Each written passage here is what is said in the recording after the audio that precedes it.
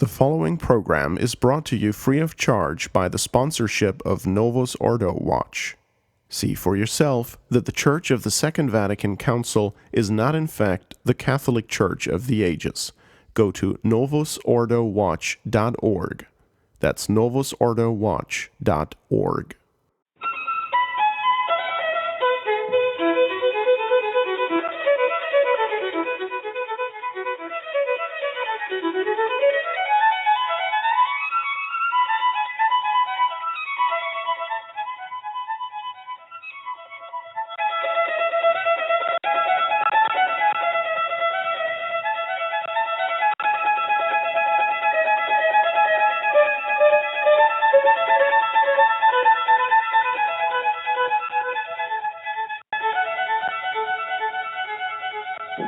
Hello, and welcome to Clerical Conversations.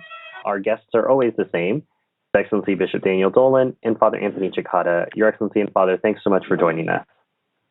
You're very welcome. Semper eadem is our word, Stephen. Happy to be here, Stephen. Unchanged like the true church. Well, Your Excellency, would you like to start us in a prayer before we get started in our discussion today? Thank you. I would. Today we're recording our show on the feast day of St. Catherine Labouré, and as I hope to explain a bit during the program, she's a wonderful example for young ladies in the way of preparation, in many senses, for one's future vocation or state of life. In the name of the Father, and of the Son, and of the Holy Ghost, amen.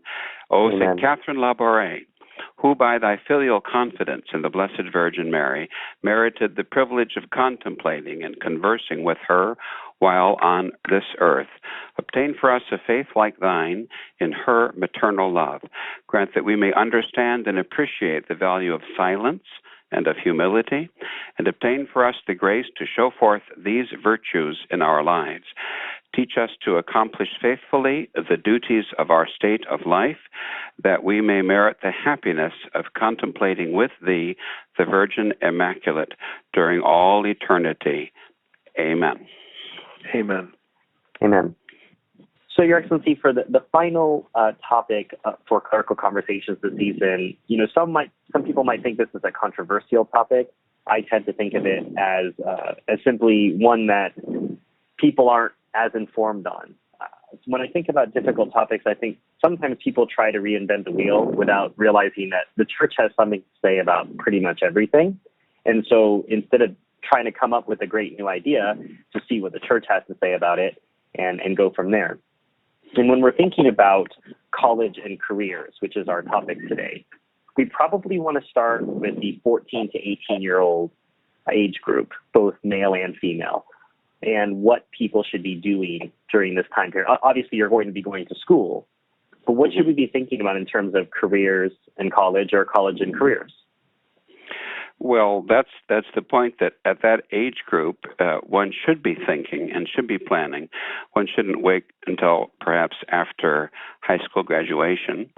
And you're right, the Church always does have something to say about everything, and the idea that religion is somehow limited to Sunday morning for an hour or two is really part of modernism's program. And the restoration of the Catholic faith means that we have to talk about things in these terms.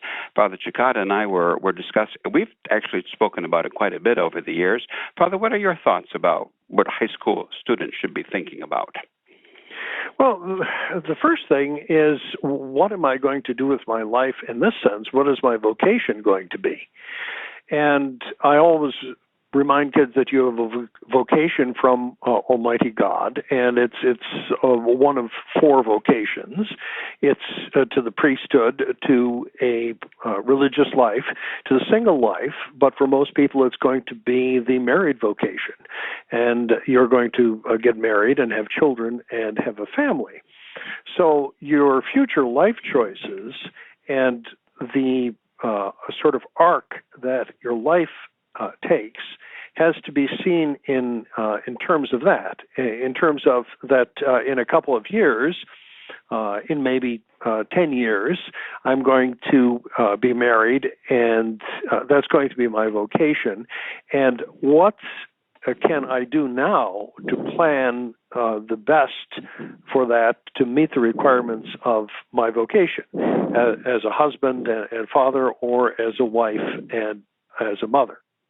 So you first have to take the long arc, the big picture, and then secondly, you have to look at your own talents and at your own inclinations very realistically and find something practical, try to find something practical that you can aspire to in the way of your future education that will help you fulfill that vocation. So it's the big principle. Would this be a good time, Father, to talk about the distinction between vocation and avocation? Yeah, I guess so. Right. Well, you can start on that, Your Excellency. So I mean, vocation, as Father said, is this definite call from God. There's some reluctance with the authors, as I've noted myself, my own reading, as to whether or not the single state is an actual vocation from God. But I think that it is. I think that we have to say in Catholic society, the single state definitely is a vocation from God, and it's its own particular duties and parameters. But for any vocation from God, it's also necessary to look at the question of avocation. Avocation means, in the context of this God-given call, what am I meant to do in order to fulfill it? And so if I'm called to the married state and I'm very good with computers, I'm a total whiz, or I think I am, maybe the world of computers and the world of business, rather than college, say, is going to be the proper path for me. I think probably a preparation, though, is required for everything, and that's why we would certainly stress the importance of a good, solid, basic education in grade school and in high school, without which it would be very difficult to do anything at all. But let everybody keep in mind that the distinction: vocation is from God, that's that call, and avocation is what you do in the context of your vocation, a particular job, a secretary, a nurse, a fireman, or an electrician, or a farmer. So that's, but any, regardless of any vocation, any avocation you might choose, you certainly need that education to be able to carry out the duties of your state of life. And then we could probably talk a little bit too about how that's the problem today, isn't it?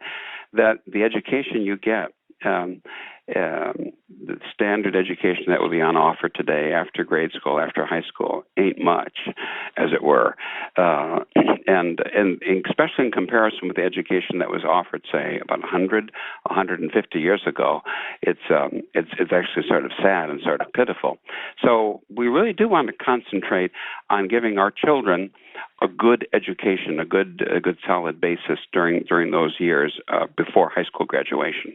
I think something that is lamentable that I see within the traditional community, at least from this idea of college, is something that I've observed in my career. So apart from Restoration Radio, I've been a tutor for many years, and I help students work on these exams to get into college. And listening to their stories about why they're going to college, or et cetera, it's just really strange. It seems that college is, if you want to make any kind of money, you're told that you have to go to college. And that when you're talking about other things like trade, well, my son's too good for that. I've even heard this from trad, or my daughter's too good for that. Whatever it might be, that the idea is, well, everyone's going to go to college, and from college you're going to make some money. And I just find this to be dangerous, because I don't think it takes into account what you're talking about, the idea that there's a calling from God in a larger sense, but also, it's not just all about money. I mean, I understand that there's the practical matters, and you want to provide for your family as much as possible, and obviously provide for the church. That's how places like St. Gertrude get built. But we need to have a better balance, I think, about what sort of careers or what sort of trade people take on. I don't think that. And maybe your experience has been different from the clerical perspective, but from the lay perspective, I feel there's too many voices agitating that college is an answer or a solution. And even from the economic point of view, though, one reads now that it is not necessarily a guarantee that you will make more money. So even if you're approaching it from a purely secular point of view, it's true because of the lower level generally of public school education, that now to get anywhere in certain types of companies, you have to have some sort of a college degree. They don't care what. Sometimes because it's just it's the equivalent, as it were, of a high school diploma, which doesn't really say an awful lot, I guess, for college. But even that said, it isn't necessarily the case that with the debt that you take on for a college education that you are going to make more money in order to take care of your family and to take care of the church. But of course, that as you say, Stephen, isn't everything.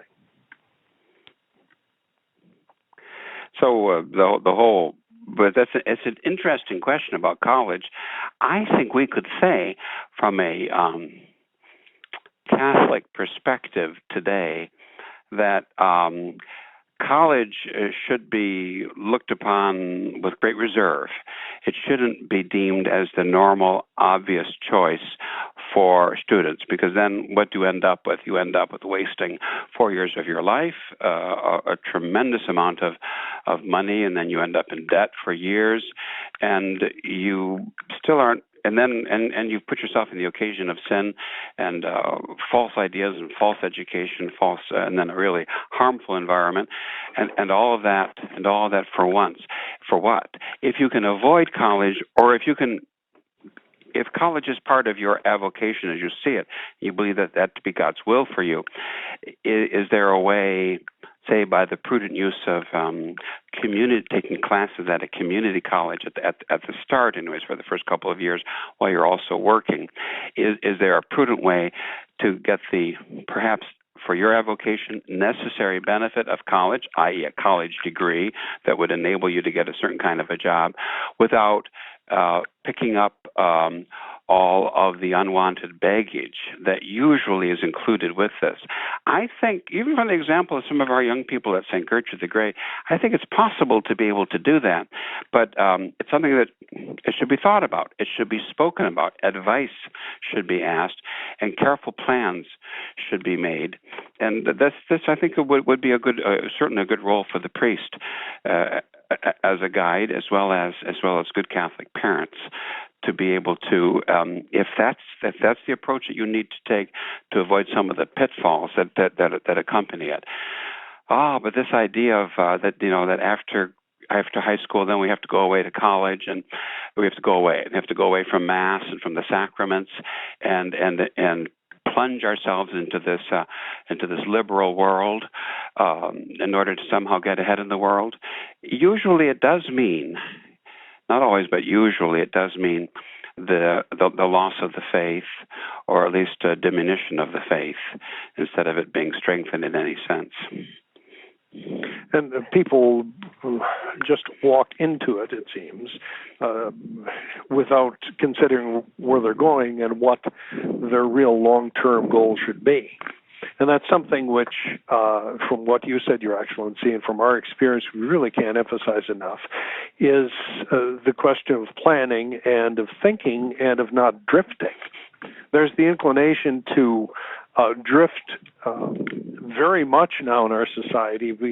I gave a famous, perhaps infamous sermon on the magic teenage years, that this construct of modern society about how we were, as teenagers, supposed to be free to float, to do this, that, and the other thing, and basically enjoy ourselves. But that's not, that's a modern idea.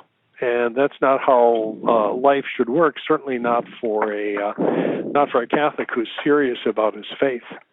He has to know where he's going. He should have a plan. Is there, Father, can you talk about that, the plan that some of our young people here seem to be following about community college leading to something else? Yeah, it's young people, some young people here, and then also, in fact, for many years, it's something that I've recommended. That say that you have a son who wants to be an engineer. Now, engineering is good in his profession, is a solid profession in America.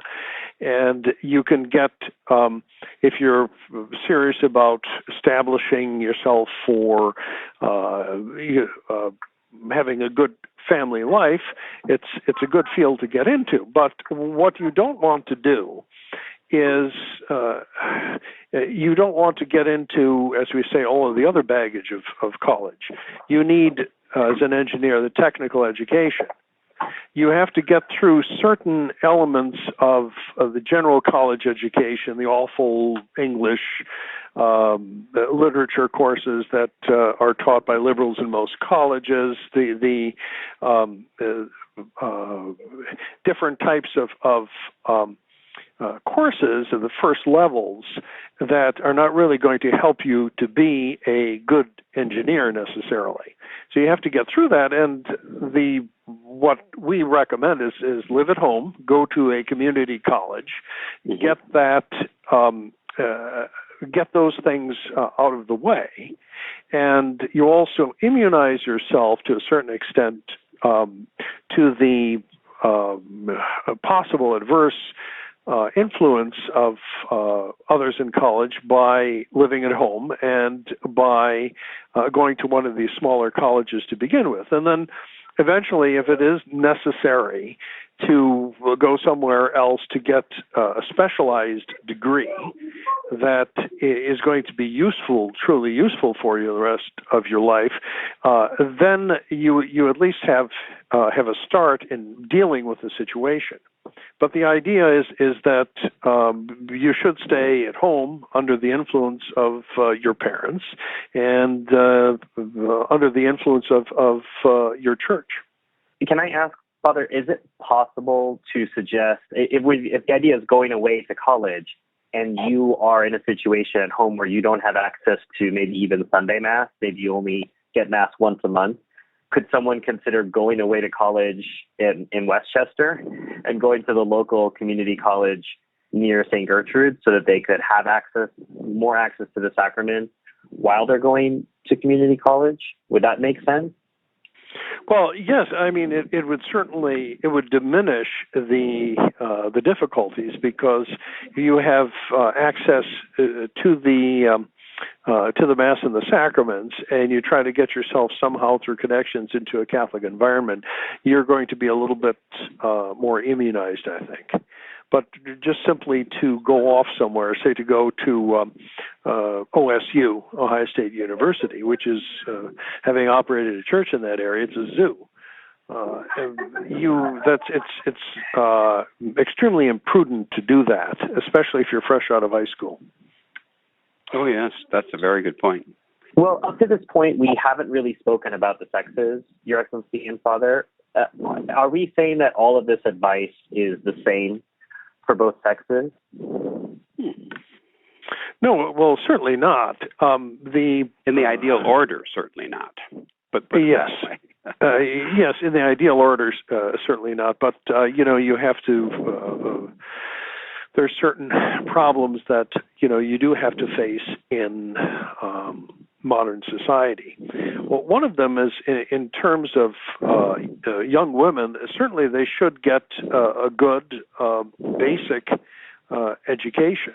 We talk about that quite a bit to understand how to the basics of a good fundamental education, the reading, writing, and arithmetic, that sort of thing, a knowledge of history and interest in good literature and so on, because some of them some days may have to homeschool their children. So they have to have, women have to have, a good foundation there. Beyond that, in the question of general college education for women, a higher education if you're coming out of high school, one of the bits of advice I always give is this, that if you're a Catholic young lady, you should look for some sort of an interest in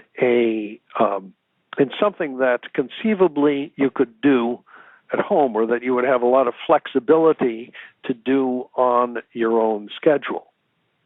We realize, of course, the difficulties of the modern economy and how frequent it is that the wife, if the husband doesn't make enough money, is forced into working simply to make ends meet. That's obviously is not the ideal, and is something that one should not look upon as the ideal or look upon as a target.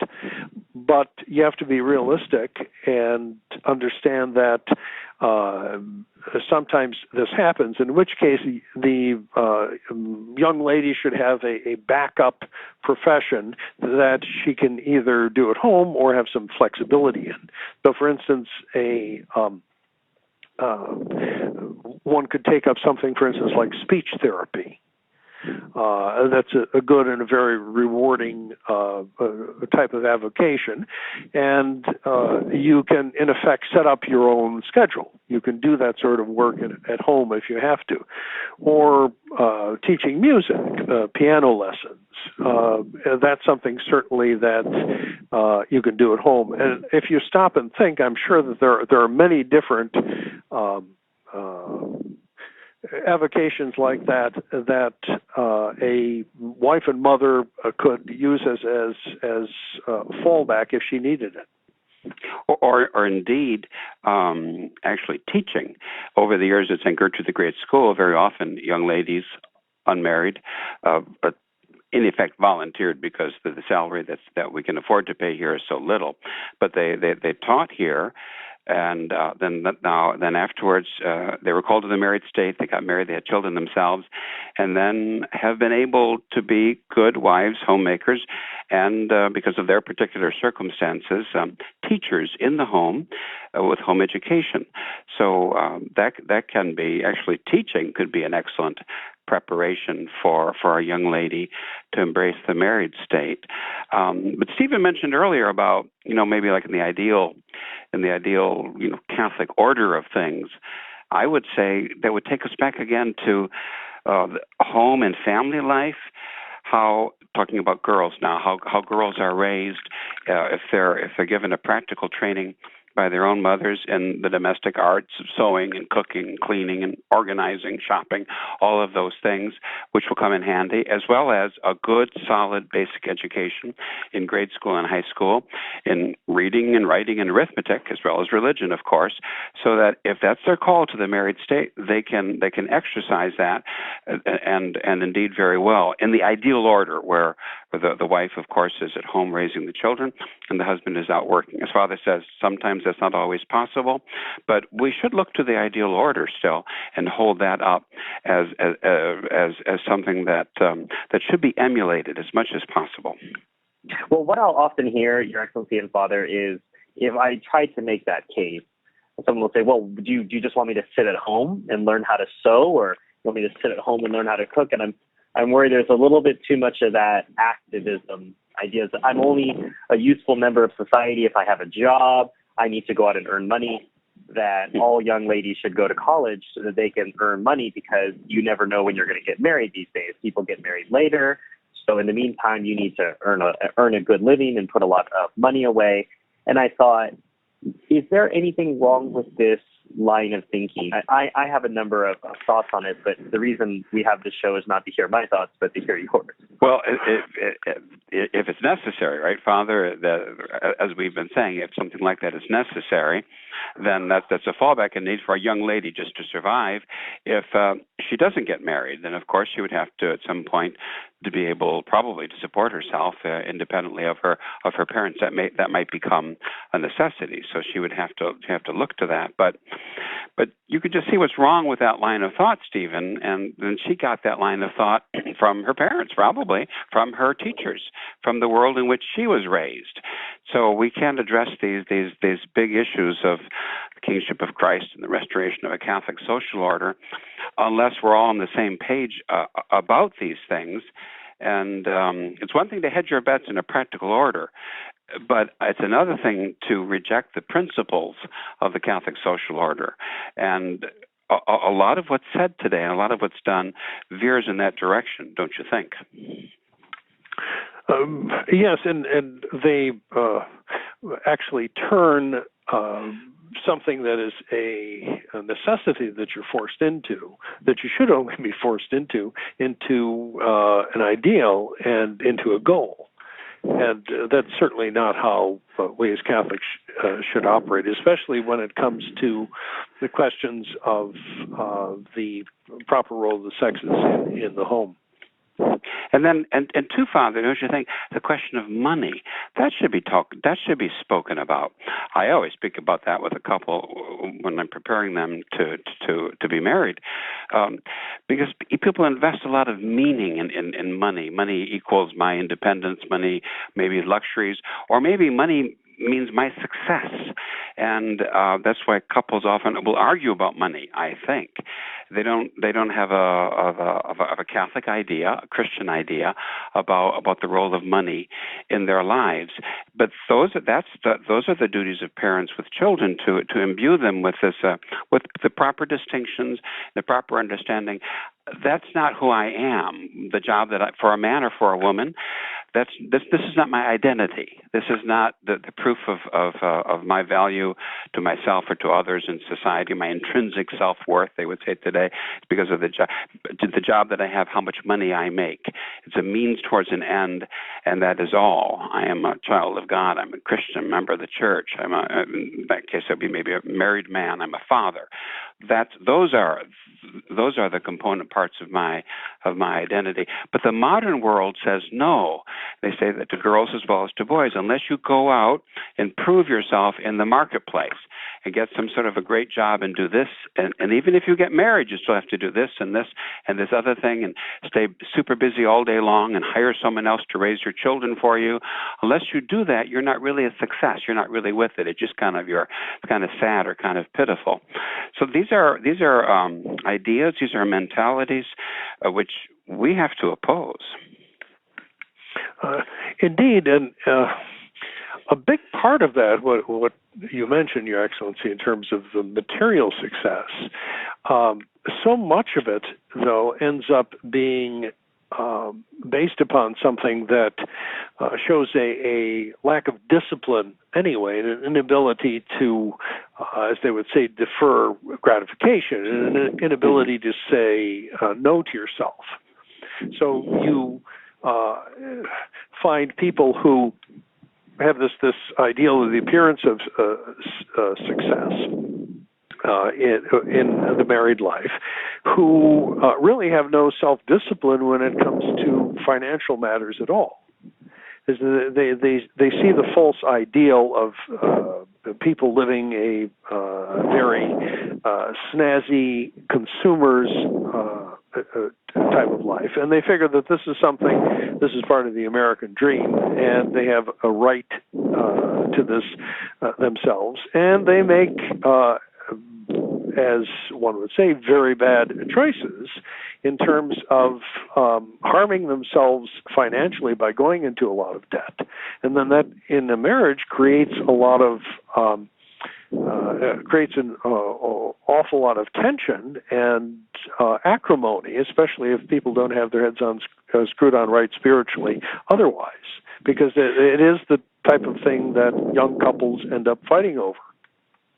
Particularly if for a young lady, you can see maybe from a traditional Catholic background, who then takes a job outside the home, and all of a sudden that assumes this tremendous importance for her, because now I'm in another world. I've got my own friends in my own world, and I'm valued for myself, not for the house. And then she looks down upon her duties of housekeeping or raising children or cooking or things like that. You can see how all of that is an extremely worldly silver bullet that just kills marriages. It kills the Christian vocation to the married state and the parental life as well and responsibility. These are really bad things. They should be talked. The idea that somehow this job is going to give a real meaning to a lady's life, as Stephen said. What do you expect me just to sit home and cook or bake cookies or something like that? What a demeaning reduction of the glorious vocation of being a Christian wife and mother that would make. We really have to talk against that stuff and fight against it.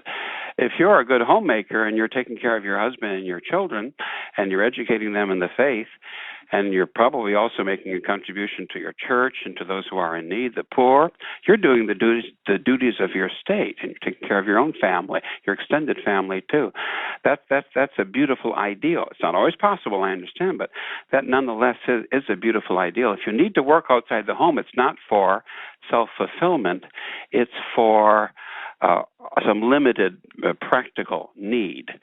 And it should be against, the French say contre cœur, it should be against your own heart and against your own desires to have to do that. You should want to be able to stay home, want to be able to make the home to be a place of love and of order.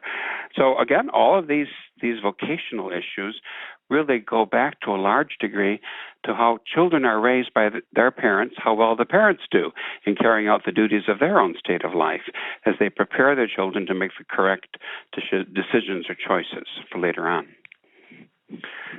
One really can't emphasize that enough, that if you're married, the place where you should be happiest is in the home. Yes. And yes. Everything that you do should revolve around that. That the idea that I'm happiest, doing my job of construction or designing machines, or in the case of a woman doing some sort of a job in an office, and that this gives me my fulfillment. That is, something is turned upside down there. Oh, yes. And that is the notion that you have to be happiest in your vocation. And the place for a married person where he or she has to be happiest is in the home. And that is what you have to strive for. So for the choices that are made about college or not college, those things should be made in consideration of one's own vocation or potential possible vocation. What do I feel God, to what state do I feel God is really calling me? How am I drawn? Then I should draw then the logical conclusions. Every now and again, I come across a priest who's chosen some sort of an odd avocation, and I can see that in him, as I would also see it in many a wife and mother over the years. And it's taken over. It's taken over his priesthood, and I'm thinking there are hardly any priests left in the world today. What a waste! He wants to be a journalist, or he wants to be a farmer, or he wants to be a winemaker, or whatever the particular case might be. No, the vocation comes first, and the obligations and the requirements of the vocation.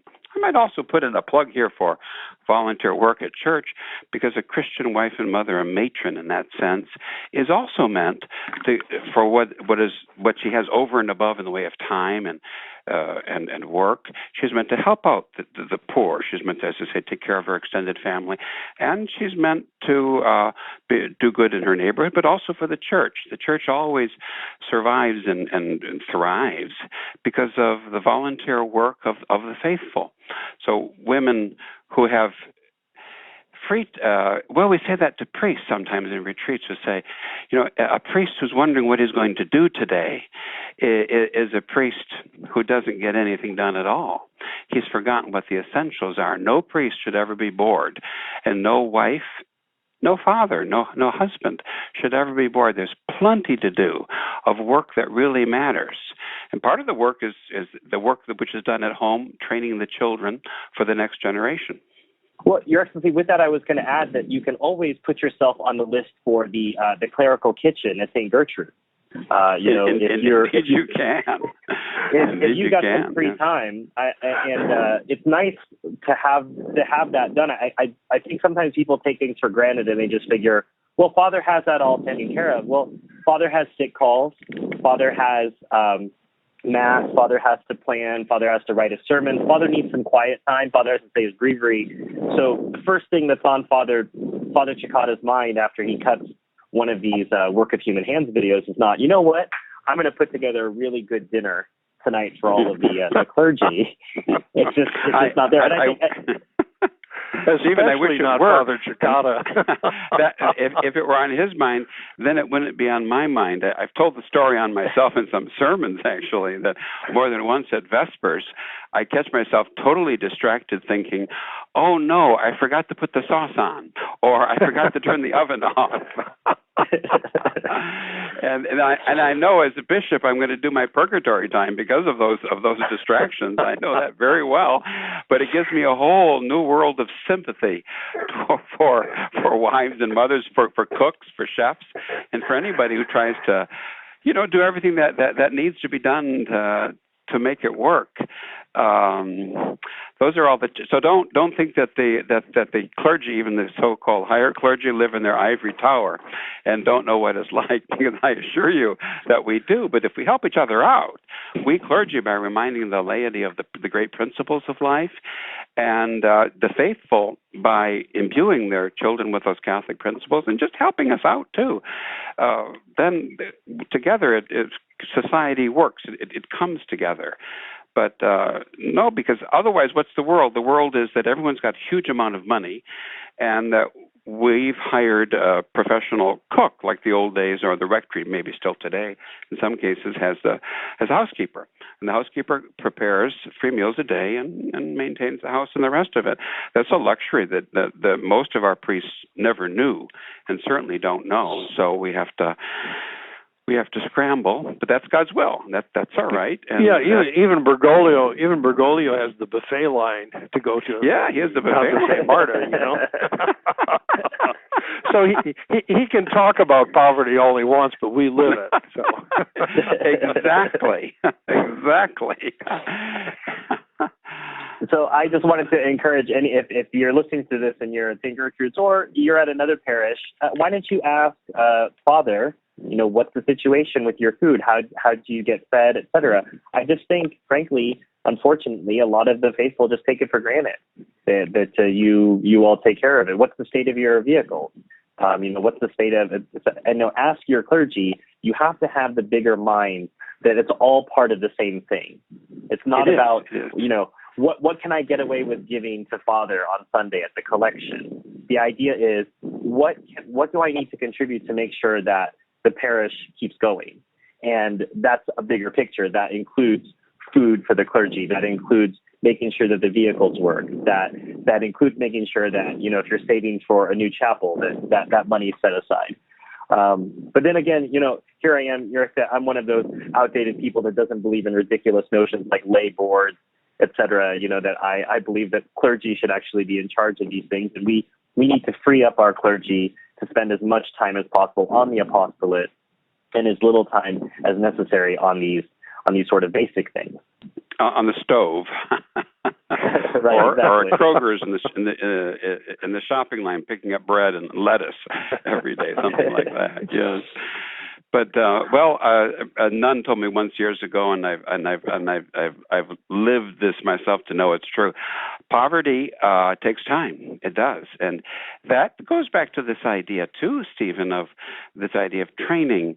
And we've glossed it over quickly, but girls and boys both should learn how to clean the house. They should learn how to cook, how to take care of themselves, and how to take care of others. They should learn not to waste money. They should learn how to serve others. They should learn to be able to do these things so that should that be required on this or that circumstance of life, or maybe an avocation finally, or part of their vocation, they would be able to acquit themselves of their tasks graciously and well and serve God in them.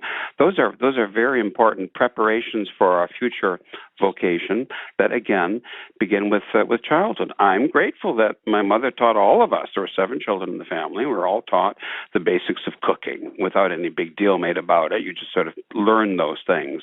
And we all had our duties at home, how to clean the house and all the rest of it. So that's important for priests to be able to do. Otherwise, you would starve and you'd live in squalor. But it's important for everyone to learn these things. So this idea that everything must pass through and be formed by the medium of money, huge amounts of money, so that life is led at a sort of at a distance, at a reserve, and you have enough money to hire people to do things, and everything is maybe done behind the scenes, and you do your job and everyone else does jobs, and we just exchange a lot of money. That's not a natural way of life or of living, and our children, we don't desire that for our children, and our parents should not desire it for their children. Absolutely not. There's another and a better way. And all of this is part of Catholic life and Catholic culture. I have a couple other questions, but I just can I go down this road a little bit, Your Excellency and Father, about money? Is it fair to say that, again, state of life, so, if you're living a religious life, you have a vow of poverty, but that's not necessarily true of the married life. But if you are possessed of making a good deal of income, is there not an obligation to channel as much of it as possible towards the church and to make sure that the clergy have everything they need, obviously without taking away from making sure you have adequate savings for your family and food, et cetera. But, when you have a large surplus, shouldn't that be mostly directed to the church? Yes, absolutely. The moral theology of the church is quite clear on the subject that you're supposed to maintain yourself and your family in properly according to your own state of life. So if you're a humble peasant living on the land, farmer, a mid-American farmer, say, or if you're a wealthy businessman, a CEO living in a big house, the lifestyle is going to be different, and the money that you spend to maintain your lifestyle will, of course, be different. But anything over and above what is necessary for I think the phrase is your decent sustenance, is not yours. That's for somebody else. And I'm sure we could add into that, of course, the prudent savings for retirement for the future, for the children's needs, for education, for college. But anything over and above is not yours. It's like the old days, the priest had a guaranteed income from what was known as a benefice. And the money of the benefice was to maintain the priest in a decent way for his needs. But he couldn't do whatever he wanted to do with the rest of the money. That rest of the money was meant to be given to the church or to the poor. And people have this idea that money is mine because they've never been educated properly as Catholics, and I can do whatever I want to with it. Sure, move me sufficiently to tears with your tale about the bishop worrying during Vespers about whether or not to turn the oven on, and maybe I'll throw a meal your way because you've appealed to me. But for the rest of it, my friend, my money is mine. Ah, not so. They will have a great surprise at the particular judgment. Your money belongs to the church. It belongs to the poor, over and above what you need for you and your family for your decent sustenance. Would this be classified as an omission, Your Excellency? Because it's not a commission of well, I guess it might be a commission as well. I guess it's sort of a passive, a careless sin in a way that you're not really thinking through the implications of your wealth. Why were you given your wealth? It wasn't just for you. I guess it's just part of the general ignorance of the day. And there would be so many topics to preach upon. Well, maybe we could say that this would point the way to the need of the faithful, staying close to their clergy, having spiritual direction and guidance, asking for that spiritual direction and guidance, instead of just sort of presuming that they know what they know, and the role of the priest is a ritual one, and nothing over and above that. That's probably a very good example of something that, in all sincerity, might not occur to someone. I'll give you another example. I remember talking to to a Catholic business owner once about the church's social teaching. And I told him, you should really be paying more. You should pay a decent living wage to every employee. So you should be paying more to a man who's got 8 children than to a man who's single. And he just looked at me horrified at the very thought. He said that would be impossible. I could never do that, and I never would. It would be against the law. I'd have all sorts of headaches with the government and lawsuits, and I wouldn't even think about that. Well, it's a question of simple elementary justice. But he doesn't know the church's social teaching. So those are two money type examples, I suppose, of money and morality. They really are linked together. And that's not, that's not even true, because in St. Mary's, I know that there are Catholic businesses that operate in exactly the way that you're saying. So, if everyone at the business is employed and they know that that's what the rule is, there's no question of laws. This idea of there's going to be a whistleblower who's going to expose me for it. I think that's a huge problem. I'm stunned into silence. Your Excellency, the fact that man would be surprised that you would ask him to do that, and then that his idea was, well, I would get sued and that there's a lawsuit. It just doesn't work that way. A, because I know of businesses that do that, and B, because you cannot divorce yourself. I think that's one of the great things as a Catholic business owner is you have a way to create outreach for the church, even among your non-Catholic employees. You do, yes, and then you have a duty to do that. This is yet another example of the ignorance of the church's social teaching, and let's face it, it's laissez-faire economics run rampant, a total economic libertarianism without any reference to morality.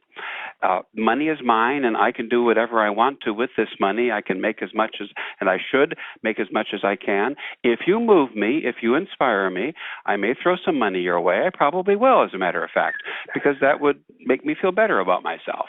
But it's up to you to persuade me and beg me, and maybe Your Excellency, you need to be kneeling down to me and to beg the money in the proper way, and I might give you a little. And if not, and if you cross me, then you're crossed off my Christmas list.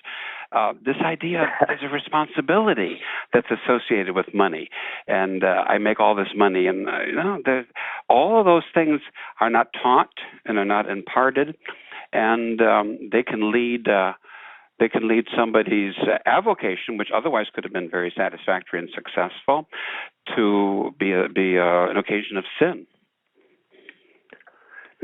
Too, there's the tendency with money and with having a lot of money that is disposable and is yours, not to reflect really on what are the essentials and what are the non-essentials in your own life. Yes. This can happen for wealthiher people. It certainly can happen for the middle class, and it certainly can happen for the lower class. That because of the society that we're immersed in, you see people spending money on all sorts of crazy things that are regarded as necessities by them, but in fact are not, are in fact luxuries. They don't have the ability to reflect on what they're doing, the self-awareness, and they certainly don't have the awareness of really what's going on around them. But they have to have the latest technical gadget, the highest possible level of, let's say, cell phone service, the latest computer, all sorts of goodies as regards television and technology and so on, and they don't think that these things are not only occasions of sin in many instances, but also are completely unnecessary. Oh, yeah, a total waste. I'm working. I'm destroying my family life, and I'm working, both husband and wife, because we have to have all of these gadgets. We have to have the latest this and the latest that, and go out to eat frequently, and have cars, and all the rest of it. And then what goes along with that mentality? If not birth control, and the birth control mentality, children are looked upon as a cautious investment and an eventual plan. 1.2, but 8 children? Are you crazy? That will be the attitude even of some Catholics today, I'm afraid. It's because of this false idea about money. And once again, that goes back to a lack of training, maybe on the part of the priest in the church, certainly on the part of one's own parents at home. So, Stephen, part of me wants to cry out in a loud voice at this point and say we really need to go back simply to that idea. Let girls be trained to be homemakers, and let them have that good basic education, a strong, fervent faith, knowledge of their faith, and the basics that they have to educate their children. Let them grow up and mature far earlier than they do today. Let girls and boys both destroy this, as Father Cekada says, the myth of the teenage years, what I call the Peter Pan approach to life, in the 20s or even the 30s, those who won't grow up. And let's all get serious about things. And if that's your vocation, we'll get married. Settle down. After a year or two, of courtship, you found the right spouse.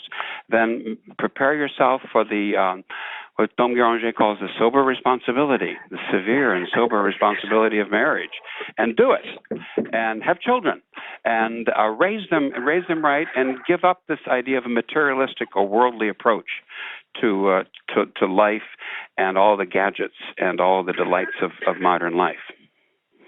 And I want to tie this. This isn't a show about marriage and courtship. I definitely want to do that, and it won't be mine because Clerical Conversations isn't my show. But hopefully, on Clerical Conversations next season, we might be able to cover courtship and marriage.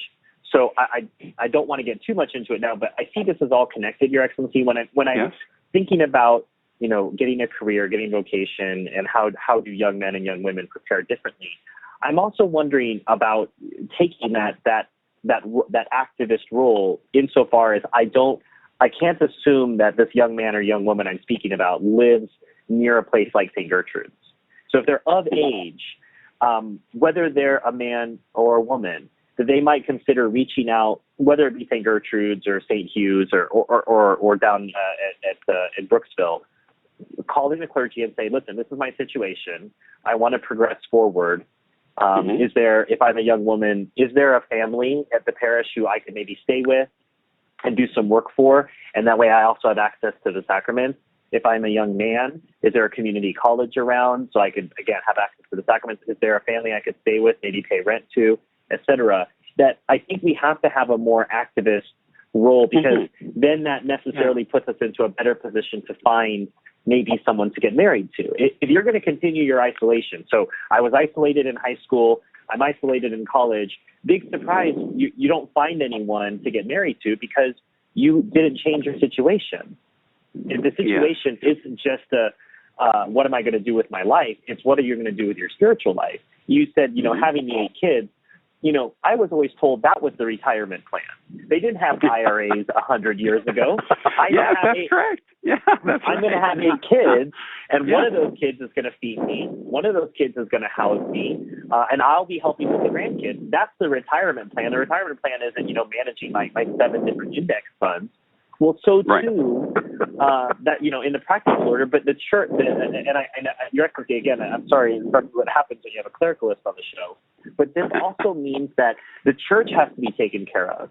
So what is, what's the future planning? Have you talked to the clergy about, future planning in your will, or, what are Father's ideas? We know Father Cekada's architectural plans for when he converts Bill Gates. But what else is going on? Is there going to be a new statue in the cloister? At St. Gertrude's, you've got those memorial bricks. That's a great way to contribute to the church, but also have something there that you can point out to the children and say, look, this is part of how you support the church. So I have to imagine that if we're talking about being in modern times, let's find a way to be creative to keep our traditional ways with within the modern milieu, not saying, well, it's modern times, so I'm a woman and I have to go get a job. Say, well, how can I find a way to be Catholic within this new construct? Obviously, everything's gone to heck. How can I fix it? How can I deal with it? And call clergy, call Father Cekada, call Bishop Dolan, ask them. Well, that's a good practical point. I know Father Cekada and I have discussed this, that there are indeed certain avocations in life for young men to follow, which would enable them to start their married lives without a huge amount of debt, and indeed to provide for a family. Father, off the top of your head, can you think of some? It depends on your own dispositions and your inclinations. I think of some examples of fellows who were good even out of high school with computer programming, design, and that sort of thing, who successfully began their own business and took advantage of the internet economy to get themselves somewhere at that point. One can come out of high school if you are inclined toward work with your hands, some mechanical work. Often you can find a trade wherein you look for the prospect in the long run of being independent, having your own business, and so on. But again, to do something like that, it's necessary for you to have a plan, some sort of a plan. Yes. Long term. So one really can't emphasize that enough, and it can't be pie in the sky. It has to be something that's real practical, realistic, something that you've researched. Yes, and gotten advice on too. But research and guidance and advice can lead you to a pretty good decision in that matter, I think. There's a lot more that we could discuss, Your Excellency and Father, but I want to be respectful of your time and not get too far off into other subjects that I would like to get into. So I thought what I might do is simply ask, are there things that we shouldn't consider as possible avocations? I know you did a show an episode earlier in the season on the military, and I think for those who didn't listen to that episode, I think you make a pretty good case that it's a real big question mark as to whether Catholics should join the military these days, at least the American military, among others. Any modern military, Stephen. It's all pagan. Okay. It's all pagan. Yeah.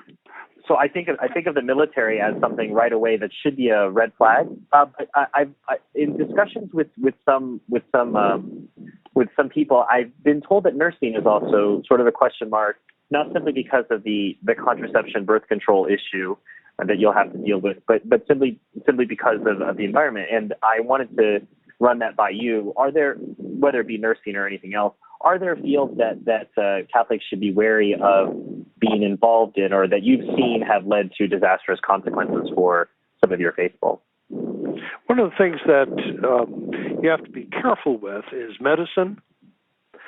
Bishop Sanborn and I have talked about this, that say if a guy wants to become a doctor, he has to be very careful now as to what branch, what sort of field he goes into, because of the different moral questions. And the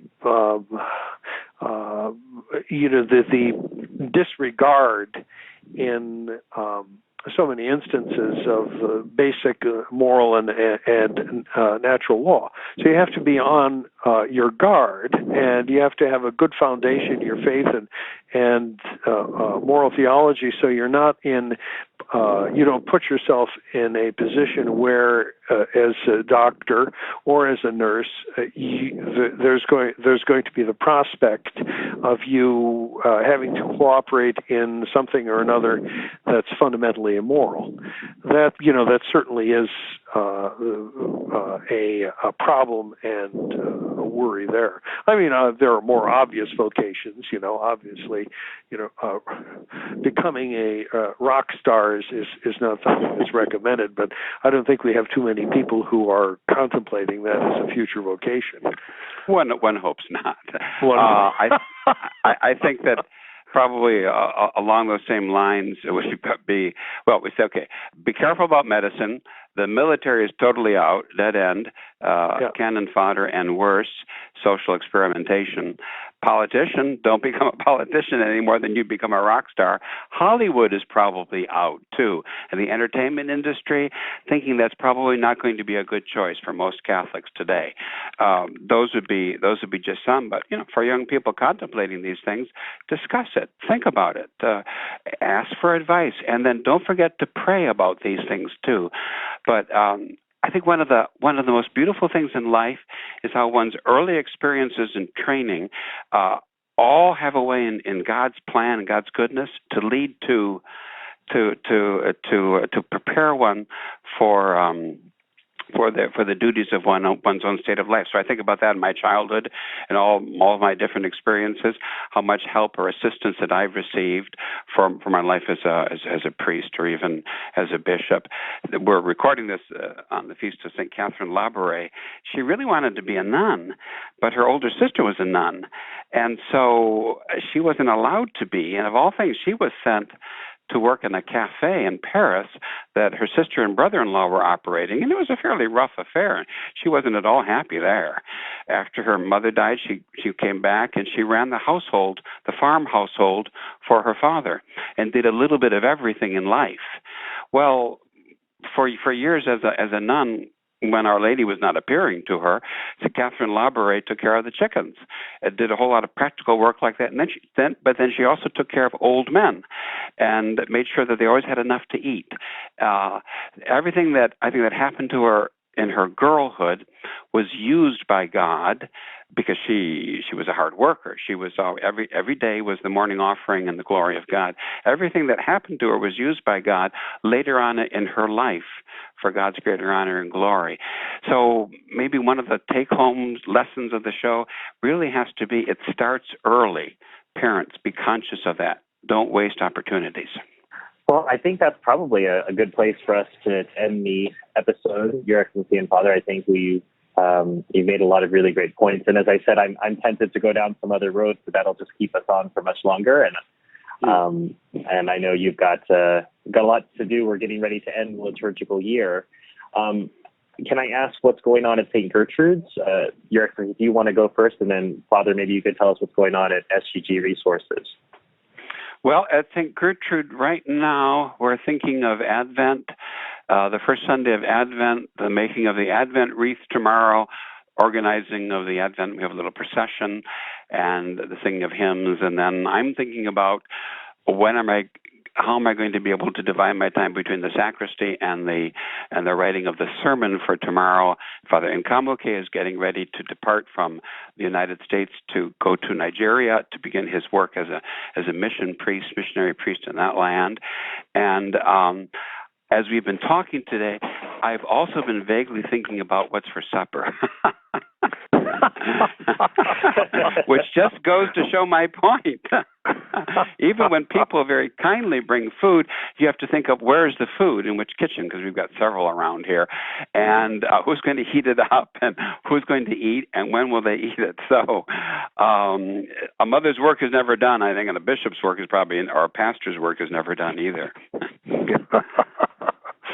Well, as regards SGG Resources, and as regards what we're up to, we are dead out of copies of Work of Human Hands as we speak. Father Saavedra was down here, and he got the last couple of copies to take up to Detroit. So we are doing a crowdfunder to fund the second edition of Work of Human Hands.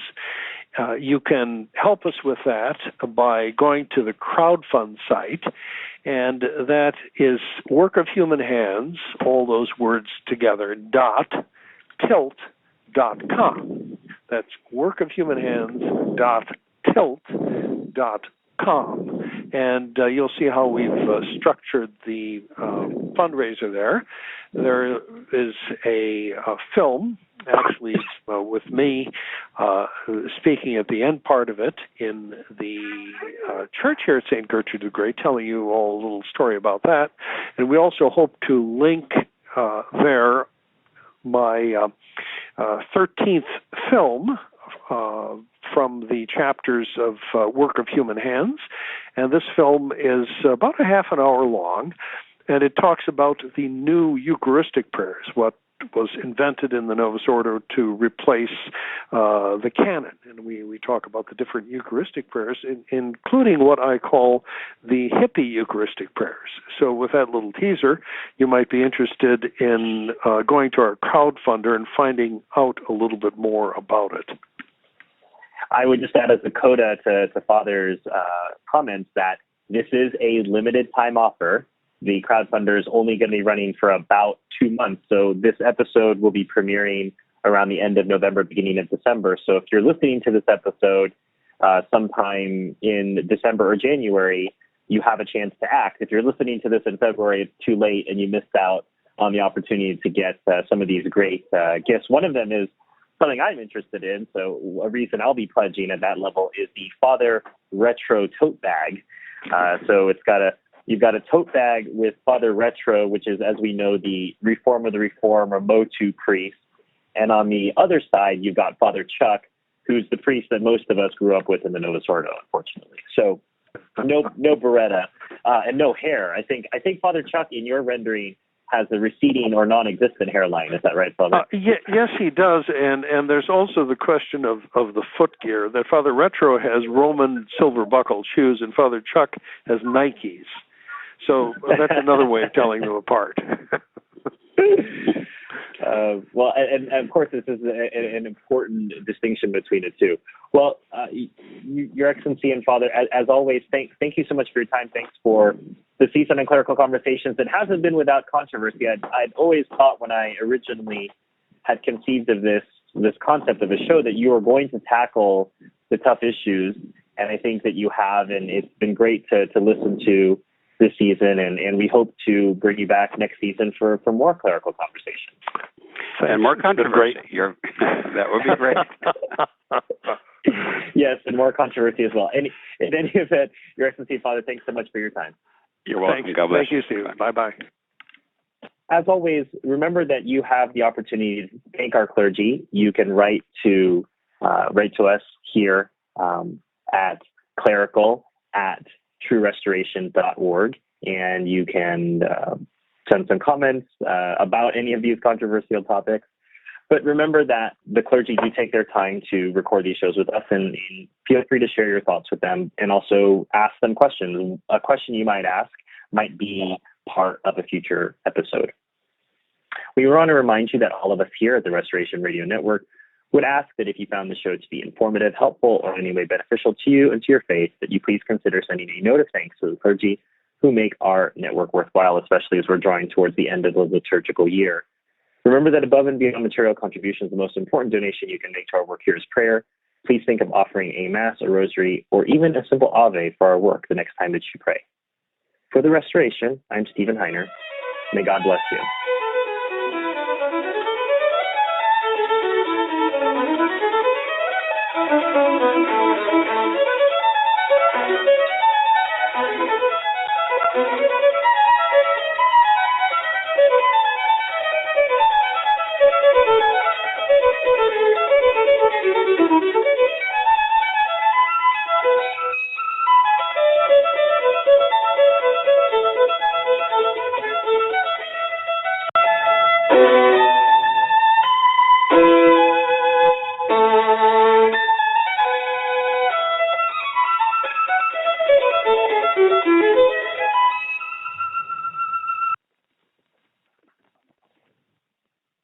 This program was brought to you free of charge by the sponsorship of Novus Ordo Watch. See for yourself that the Church of the Second Vatican Council is not in fact the Catholic Church of the ages. Go to novusordowatch.org. That's novusordowatch.org.